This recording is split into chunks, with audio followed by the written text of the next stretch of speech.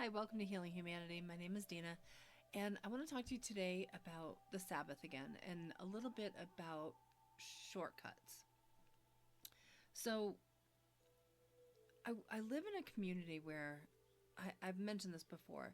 There are a lot of folks that work very, very hard, and a lot of others that do work hard, but also they may have two or three jobs going on. And like I had said before, that's been most of my life. I feel blessed that I'm not having to do that right now, um, but yeah, that's been most of my life, and it's really nice right now to actually be able to spend that time to or to really make that time to be able to calm my life a little bit and not have to keep striving and keep fighting and you know moving to the next thing to the next thing. And it was interesting. So Sabbath started yesterday and went till today, and several things happened. So it wasn't just sitting around doing nothing, right? There's no there's no fast track to the Sabbath.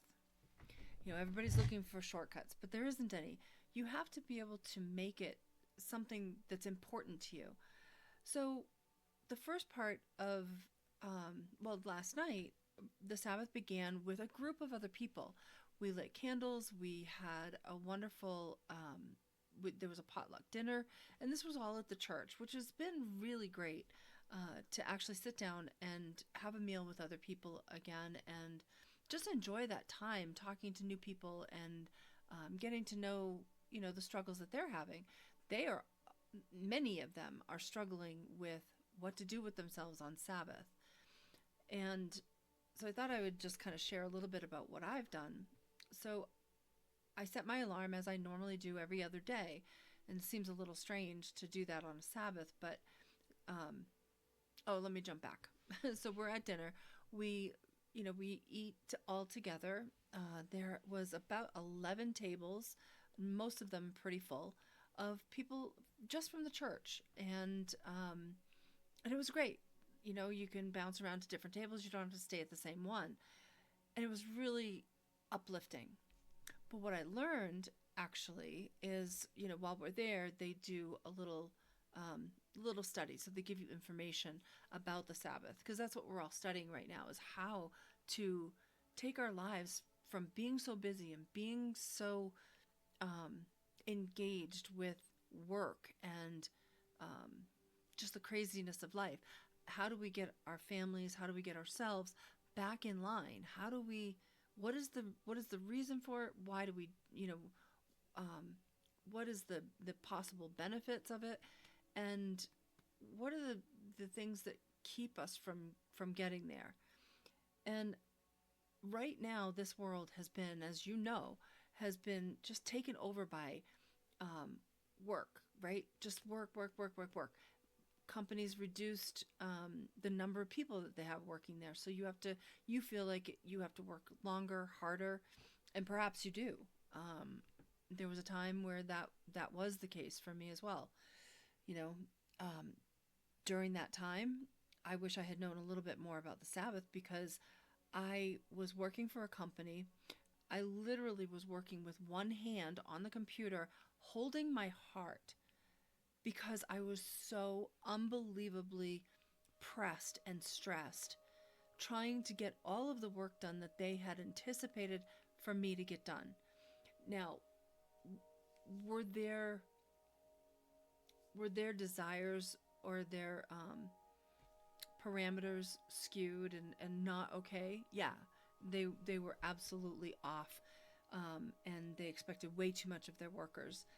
But I did like the company, and I did like the work that I was doing. So I was doing my best. I was, typing on the computer, holding my heart. I had tears sometimes running down my face. It was it was really horrendous when I look back, and I think to myself, why would I continue with that? And I probably wouldn't have, had things continued that way. But that's what a lot of people are doing, and they don't even realize that they should be holding their heart. They just work themselves into this uh, horrendous stress, and it affects your body, your mind, and your soul. And by taking that day, it frees up all of that. And last night at the function, at the potluck, it was pretty cool because they had information from John Mark Comer, who is a pastor, and he shares a lot of sort of I don't know if I want to say new age, but he shares the gospel in a way that makes it really um, really real for people. You can absorb it a lot better while listening to him, because he can relate it to, psychology. He relates it to um, past um, preachers. It's just various different things. So we were listening to him, and one of the things that he shared, which I thought was super sad, is that in this day and age, all of us, well, the first thing is he shared most homes these days have over 300,000 items in their homes. 300,000. 300,000 items in their home. Now that is just mere average. Can you imagine if you have more? I was surprised at that.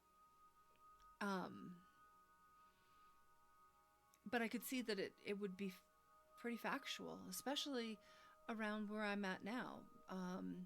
There's a lot of, people make a lot of money around here, and that's a wonderful thing, but they also spend a lot of money, right? So they're amassing all of these things. You look around your house and you realize just how much you actually have. When I started to purge and started to just use the essentials in life, I was surprised. I had a whole lot. I had probably when I first began, I had like 3 floors of we might need it some days. Like 3 floors of stuff that I held on to because I thought we might need it someday. And I'm so glad that I'm free from that. And I still have to check myself occasionally, it's so easy to feel like you're lacking or feel like you want something more, so you just amass more stuff. That all aside, so 300,000 items in the home typically on an average family. But what he said even more profoundly than that is that in this day and age, we have more stuff. We make more money, and we're absolutely unhappier than we've ever been. And I think that that's where the Sabbath comes in, is that it gives us that moment to reset, rethink, connect with something higher than ourselves.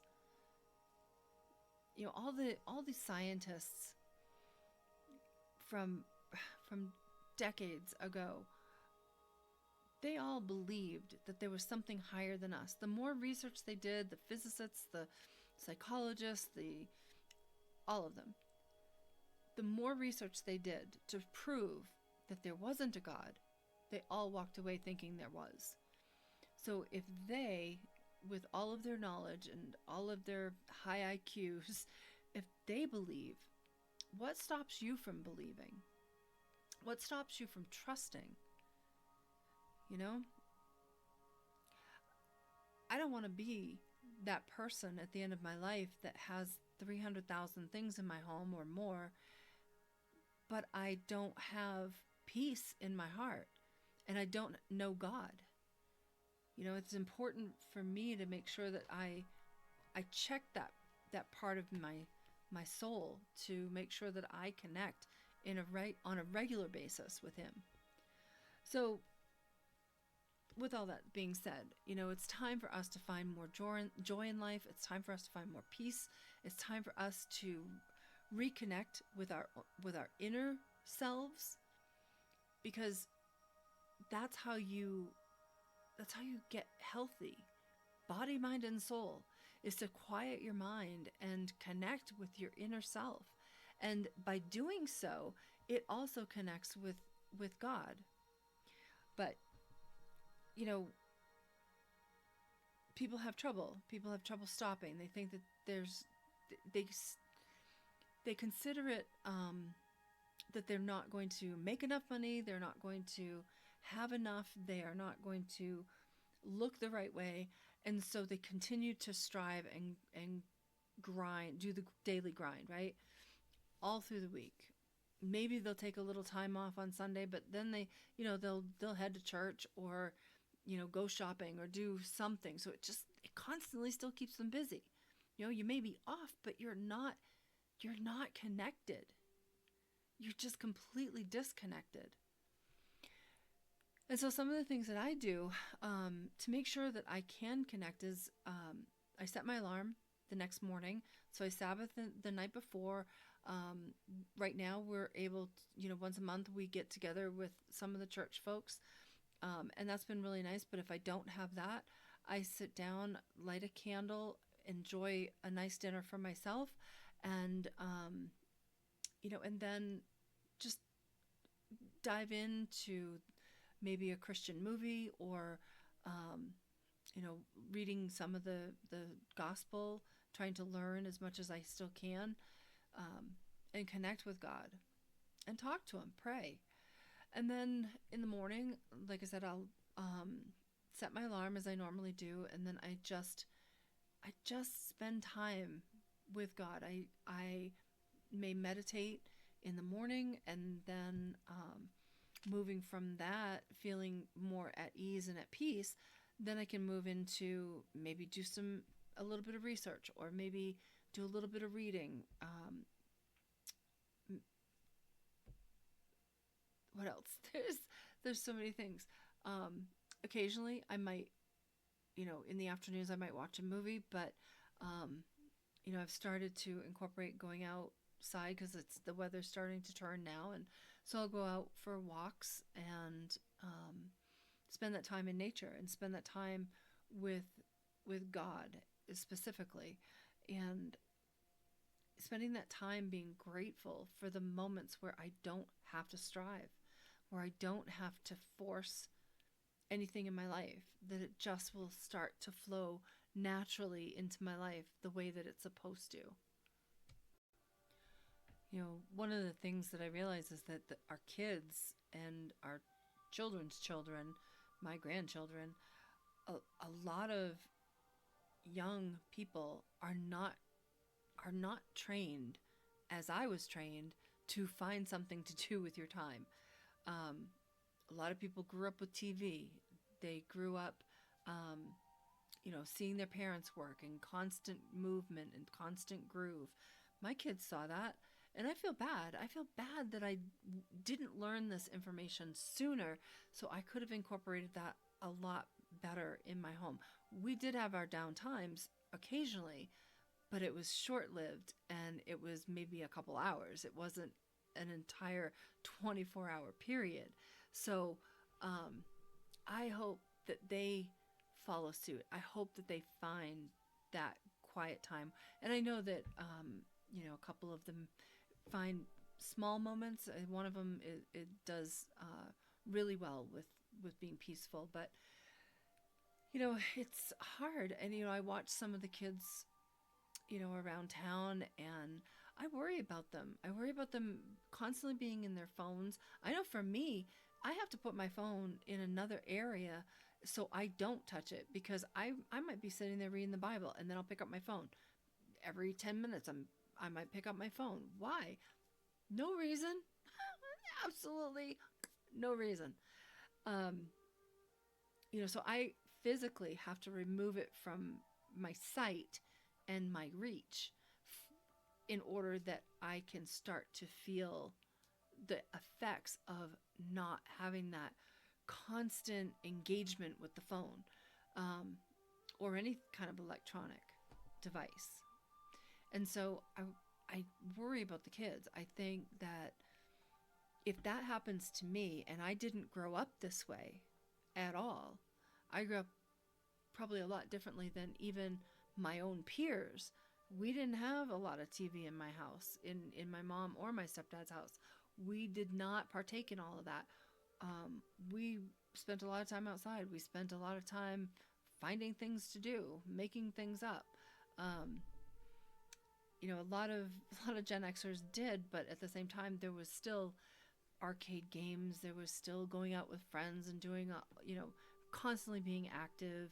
Um, and so, you know, when I look back, I'm grateful for the life that I had because I learned very early, one, how to entertain myself, and two, how to remain quiet within myself and not allow. I remember, I remember thinking when I was younger, there were times where I thought, this silence is so loud. Do you ever feel like that? Like the silence is just deafening. And that was when I was a young teen, right? And so I've transitioned that now after being out in the world and doing the things that I've had to do in order to survive. I now look forward to these moments of silence. I look forward to these moments of Sabbath where I can just refocus, reposition my heart, and try to connect with God and let Him heal me, let Him touch my life in the ways that only He can. You know, today, was a really great day. I was able to walk for a good long ways along the river, and then I went to after sundown, I went over to an art event, and I don't know what it was, but this young girl, I say young, she was probably in her 30s. She and I were talking quite a bit, and she just looked at me and she said, "You know what? Everything happens for a reason." Now, I didn't tell her anything about anything that I've gone through or anything like that. She said, "Everything happens for a reason." She gave me this bracelet. She said, "I want to give you a gift." She gave me this little plastic bracelet, and she put it on my wrist. And, I had to ask her what it says, but it says, "Make moments magical." And then it says, "Breathe, you are a gift." And I thought, oh my gosh, that was so sweet. That to me is part of what the peace that I get from Sabbath allows me to connect deeper with people when I meet them on the street or meet them in the stores, or I just feel like it allows me to emanate a different sense of relaxation and peace, so people can just be themselves with me, and they don't have to put up a front. They don't have to prove anything. They can just be human. And I just thought it was so sweet that she just put this on my wrist and she said, it says, make moments magical. And I thought that's really kind of cool because this right here is magical. And I appreciate that. I appreciate those little moments where I call them my accidental angels. Maybe I needed that uplifting. Maybe I needed somebody to, tell me everything's going to be okay or whatever. And it made me feel nice, and kind of like special that she had given me this little gift. And so I would just say that, those are the kind of things, those accidental angels that come into your life when you are constantly striving and you're constantly thinking about the next best thing, the next thing you're going to purchase, the next place you got to go, the next person you got to pick up to take to, soccer or cheerleading or whatever, the next project that you're working on at work, how you're going to talk to your boss, what you're going to do. When you finally get rid of all of that mess and actually can just sit with yourself, it's those times that open something bigger to you. God will bring you new things and help to heal your body, your mind, and your soul. And those are the things that are really important. That's how Um, that's how we're supposed to connect. You know, we're supposed to connect with him, and how we're supposed to connect with other people in a peaceful, relaxed manner. Where we're not walking all over one another.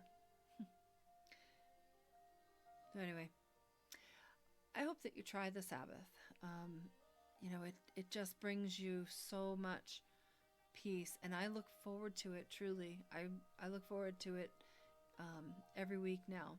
By Thursday, I'm looking forward to Saturday, where I can just chill. So hopefully you can get there too. And if you need any advice on things to do, or how to get it started, just let me know. Send me a message. So until next time, keep healing.